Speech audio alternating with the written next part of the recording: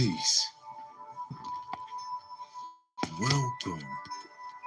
Highest heart love, everyone.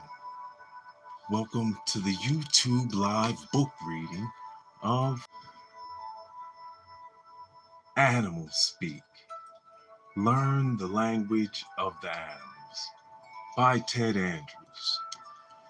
The spiritual and magical powers of creatures great and small. I'm your moderator and narrator, Uriel Neville Riley. Welcome to the YouTube live book reading. This will be a 3-part book reading for this chapter of chapter 3. Peace, peace. Yeah, it's very, very powerful information. So we're going to take our time, embody. All right. So, chapter 3, the mystery and the magic of predator and prey.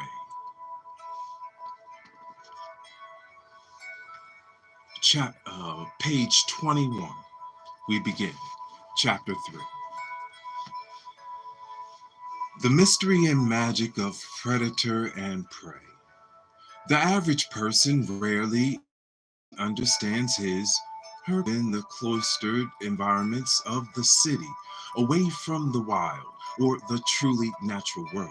Our trees and lawns are manicured. Our food is bought already prepared and packaged. Many see animal life as being either cute little teddy bear figures or as wascally wabbit types as found on television and in cartoons. The only contact many have with truly wild animals are those which have adapted to living within city environments, the squirrels, raccoons, robins, and such. Because of this, it is not surprising that most people do not feel a part of the natural world. There is little connection to it, and thus even less concern for it. For some, it may hold a small fascination, but for many more, there is a lack of reverence, respect, and understanding for it. The world is merely a distant, abstract object full of different creatures and plants, with no life or purpose of its own other than to take care of us. 7 of my years of teaching were spent in a special alternative education program in the inner. Our goal was to take the students who had behavioral, social, financial, and academic problems and train them for entry-level positions in the work field. Most of the students were unable to function within the regular high schools and probably would never finish their formal education.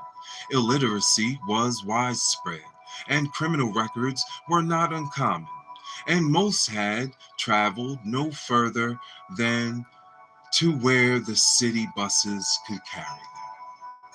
During my last year with this program, I arranged a number of field trips. One of these trips was to the Cincinnati Zoo, about 50 miles away. Only a handful had ever been to a zoo, and they had not been there since they were very little children.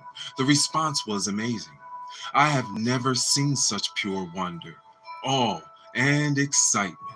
Every time I turned around, students were running up to me, breathlessly, describing some weird animal they had seen. I was being tugged every direction to come see this. Eyes that often seemed cold and vacant became wide and alive. Students who rarely smiled bubbled over.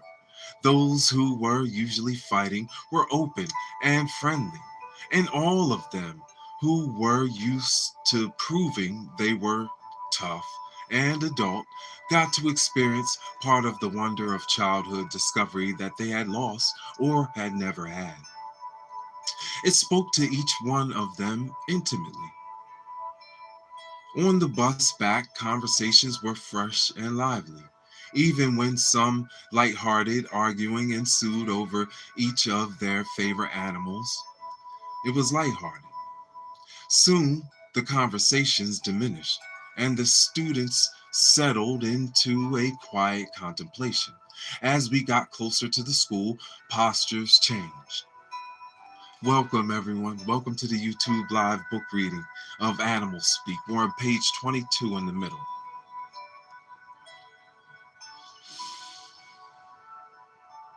Some of the changes were subtle. Quiet contemplation shifted to mask of stoicism, and eyes became vacant and more. Other changes were not so subtle. Some students began to fidget. Conversations began once more, but no longer were they lighthearted and focused on the zoo. Some suddenly seemed to be embarrassed by their own behavior at the zoo and their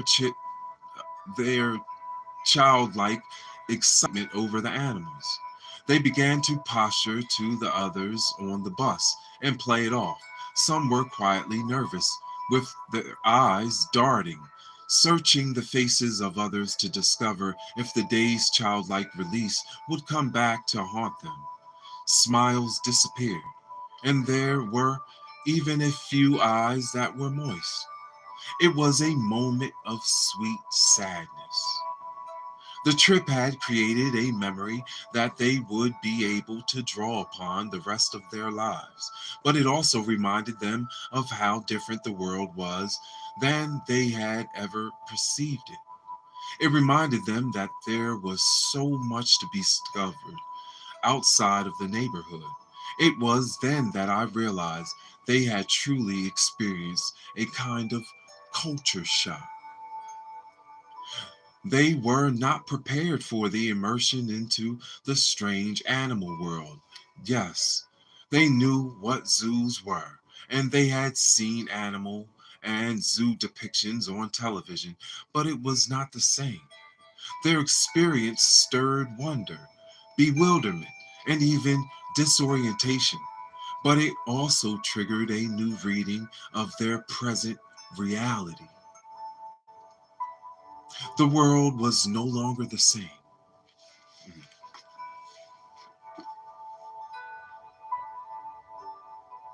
It no longer was confined to the concrete or and sidewalks of the city's neighborhoods. It was much greater and more complex than they had ever imagined.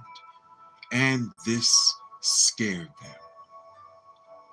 Although this is a somewhat extreme situation, albeit not uncommon, it did reveal that most people have distorted perceptions of the natural world.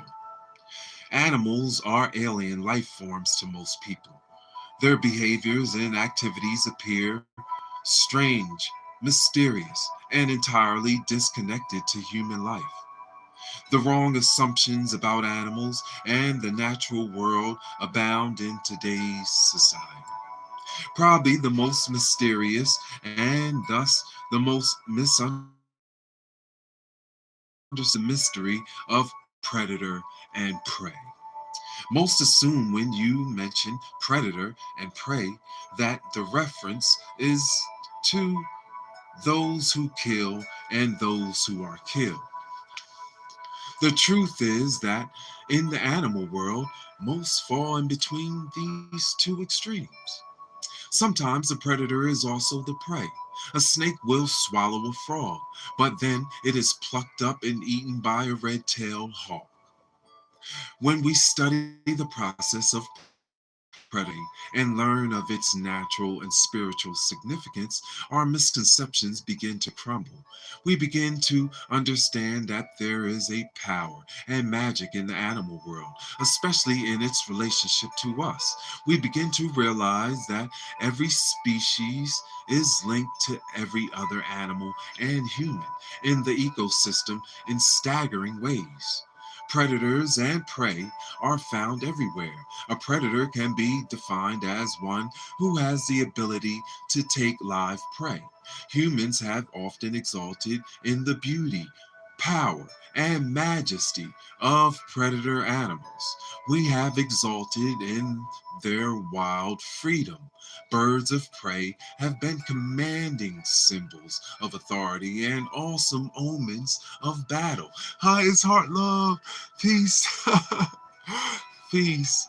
What's Hi, it's Heart Love. Thank you for the thumbs up, likes, subs, guys.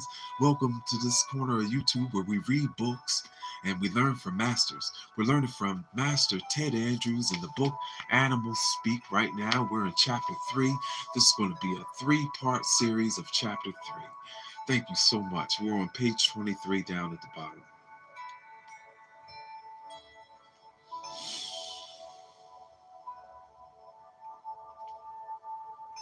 There has always been a contest between predator and prey in the natural world, and life is always the prize. Owls search for mice, warblers search for insects, and hawks search for warblers. The predation process takes time, patience, and skill. It sharpens the senses. The strongest, most alert, and knowledgeable will survive. Animals grow stronger and wiser, trying to avoid being caught. When you work with spirit totems from the natural world, the mystery and power of predation will be awakened within your own life. Understanding it to its fullest extent will be necessary to work its magic within your own life circumstances and environment. Predation in the natural world holds 4 primary lessons for humans. Each of these lessons has its own corresponding form of magic. On a mystical level, each can also be related to one of the 4 directions and to one of the 4 elements. These correspondences are, of course, general. They are not locked in stone. They simply provide a jumping off point for understanding and working with predation from a practical and magical perspective. It also reflects the universality and balance found within the mysteries of predation in the natural world that can be yours if you learn to work with them. Understanding these lessons, their correspondences, and their magic is the key to making your life more creative, healing, and spiritual through the use of spirit totems. Peace, peace, highest heart love. Thank you, Demas. Highest heart love. Welcome. Thank you for being here. We are reading Animal Speak. This is the corner of YouTube where we read books, learn from masters. We're learning from Ted Andrews. Highest heart love. Thank you. We're at page 24. This will be a 3-part reading of this chapter 3. All right, see, here we go. This is the last part of chapter 3 that we're going to read today, and then we'll be back with more. Okay, we're going and linking elements. All right, the lessons of life, death, and rebirth. Magic, creation, element, fire, direction, south. See, this is Ted Andrews is a master teacher, a master metaphysicist, and of animal speak. So he links a lot of things together, and this is how we can get into our mastery. He gives us literally the exercises in every one of his books. Man, Sacred Sounds is my all-time fave. So we will get to that eventually on this YouTube, but I wanted to introduce him to one of his favorites books and readings. This Animal Speak. It's almost 400 pages, so we will be here and we do it all just like we've done all the other books on my page. You can go down there and read right along with me. Thank you so much for being here. All right.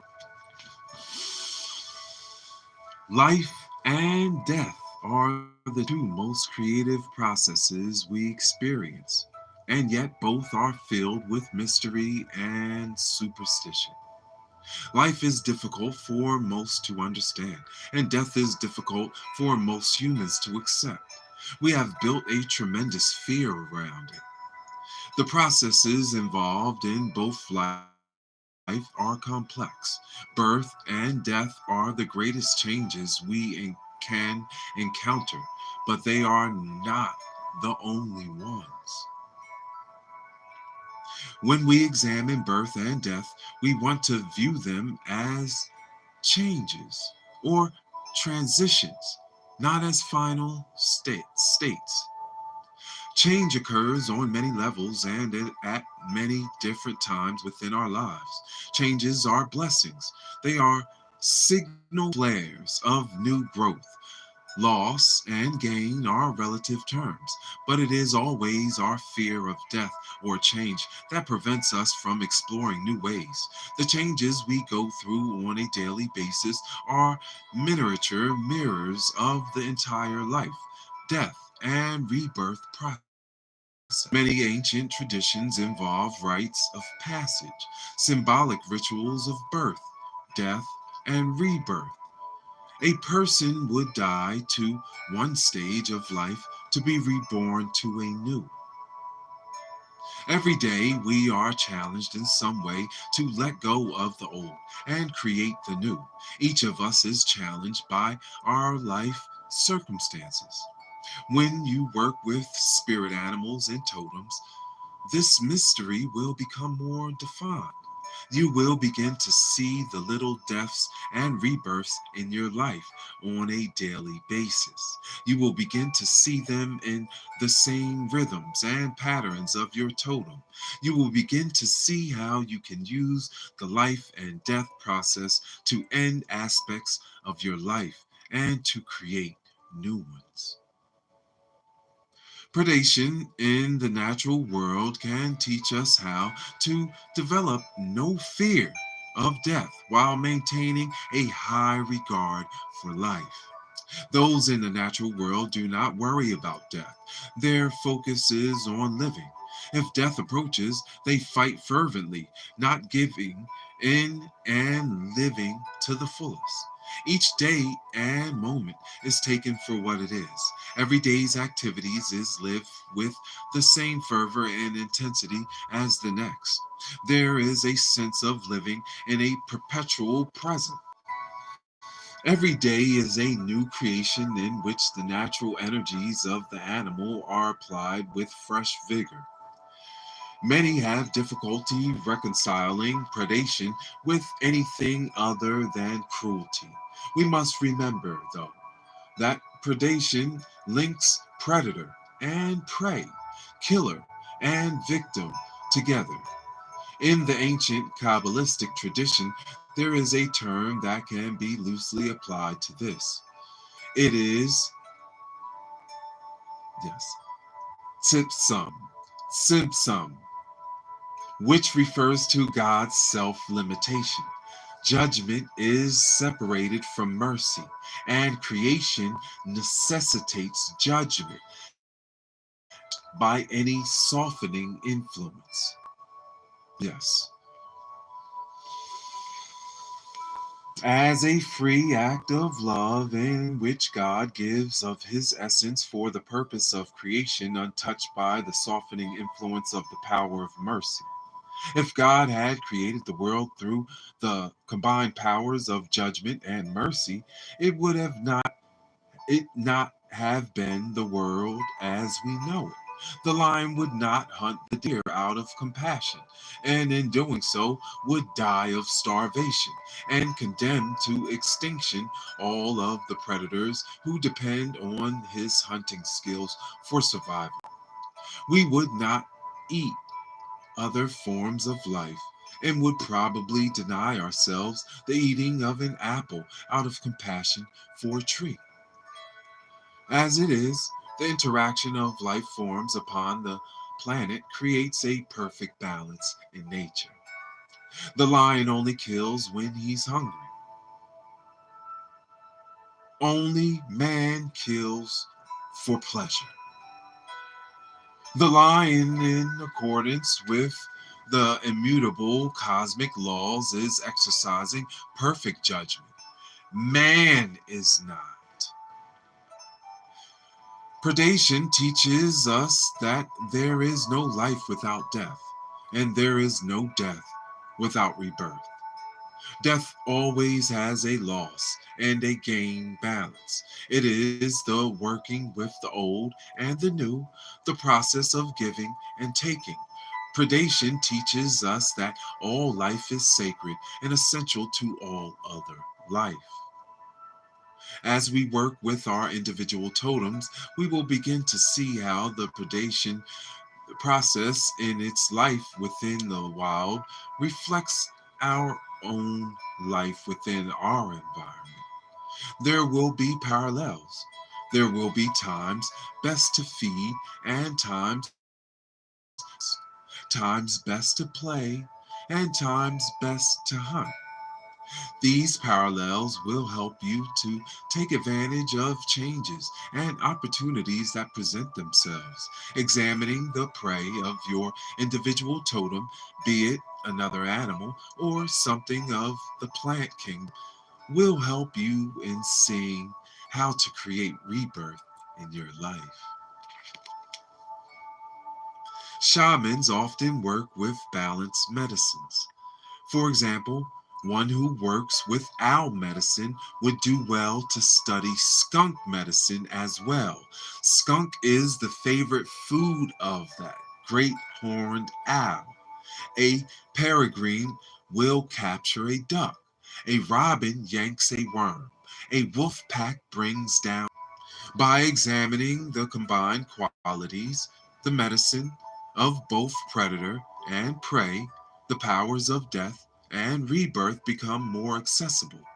The balance of totems, predator, and prey enables you to recognize the natural rhythms of the death and rebirth process and use it more effectively.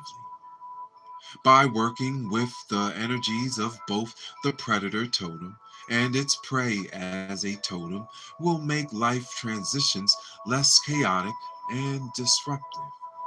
As a result, your life becomes more creative and productive. The magic of creation involves learning to use the depths within your life as opportunities for rebirth. It involves learning to use the cycles of life, the ups and downs, the highs and lows to your advantage. As you will see, every animal has a natural cycle. Some are more definable, but there are times in which the animal mhm, is more or less active. If the animal is your totem, applying its rhythms and natural cycles to your own life will make it more productive. This is the primary reason that fire and its direction of south is associated with this lesson. Fire is destructive as well as creative. It purifies and it burns away the dross so that the gold can shine forth. It is the mystery of the phoenix who rises from the ashes. Fire is the element of the heart, the center of passions and love that can help us to recreate our lives. It is the element of regeneration and resurrection. And it is this lesson which enables us to use the fires of our experience to create positive changes in our creation is a process, not a goal, not a final goal. I'll read it again. Creation is a process, not a final goal. Change within your life reflects that The creative process is active. Most people ask for changes in their life but fail to recognize them for what they are. Most people, they find them to, they find them difficult and oftentimes chaotic. Transitional periods involve movement. This movement and any of its ensuing difficulties and chaos forces us to be our most creative while reminding us that life is always in a perpetual process of change. We can either choose to participate in it or ignore it. If we participate, especially through work with spirit totems, the lessons of death and rebirth are learned. Our lives are filled with the magic of creation. Peace, peace, highest heart love, peace, brother Ed. Thank you so much for being here. Let me make you a moderator. Thank you. You already know what we do here. Reading, learning from masters. Thank you so much for being here, King. Thank you. Highest heart love. Hope you get that love. Peace, peace. We are at page 26. And yeah, we're closing out on this section of thank you guys for being here. Highest heart love. Thank you so much. Peace, peace. All right, you got it.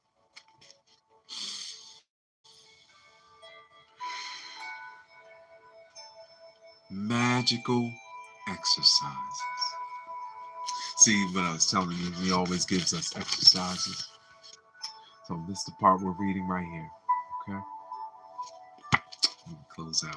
Thank you guys for being here. Highest heart love. Good evening. Happy Cinco de Mayo. We want freedom. We demand our freedom. 1. Meditation and visualization is powerfully effective. For it, you must have knowledge of some predator and its most common prey. If you already have a totem that is a predator, use it. Otherwise, choose a predator from the world of that has always fascinated you. Visualize a bad habit, an uncomfortable situation, or something negative in your life as the prey animal. Then visualize yourself as the predator. See yourself swallowing the habit, eliminating it, and becoming stronger as a result. Use the predator's natural hunt cycle in this visualization. If it hunts primarily at night, perform the exercises at night. If it hunts during the day, perform it then. Only spend about 5 to 10 minutes a day on this exercise, but put a lot of feeling and passion into it. Within a week, you will begin to notice a difference. Make sure you see yourself stronger, healthier, and more empowered as a result. Peace, highest heart love. 2. The magical exercises before we close out. A variation of this exercise can be used to affect changes in your life as well. Again, use the predator and prey images. In this case, though, the prey will represent a change you wish to make in your life or the things you wish to acquire, but which have eluded you to this point. The change should be visualized in the form of a prey animal which is smart and has eluded you up till the present. Visualize. Imagine yourself hunting, stalking, and giving chase to the prey. Visualize the feel of the chase and the capturing of the prize. Visualize and imagine yourself stronger, happier, and more fulfilled as a result. Sometimes the changes we wish to make are intricate and have several steps. Each step can be seen as a prey animal, with the following step as a larger prize. For example, if you're a red-tailed hawk, you might visualize the first step as a mouse, the second as a snake, and the third as a jackrabbit. Decide on a realistic time frame when you would like to see the complete change accomplished, along with the time frame for each step of the change. Visualize this predator and prey activity for about 5 minutes each day until each step is accomplished, and then move on to the next. You will be surprised at how much more quickly and easily your goals are accomplished. That concludes our reading for today of the third chapter of Animal Speak by Ted Andrews, the Master. Learn the language of the animals. Thank you guys for being here and reading with us. This was the last page. We closing out on page 27, and we'll be back soon to start here. I'm going to read this under passage so you can see what it says. It says, lessons of life, death, and rebirth. The turkey vulture epitomizes this lesson. It may be a scavenger, but by cleaning up after death, it prevents disease from infecting. It thus sustains life and enables rebirth. Animals speak. Woo! This is so good. This is so good. Right. Thank you guys for reading. Thank you for the likes and subs. Thank you guys for being here. Yeah, we're doing it. We're doing it. So that was the lesson of life, death, and rebirth.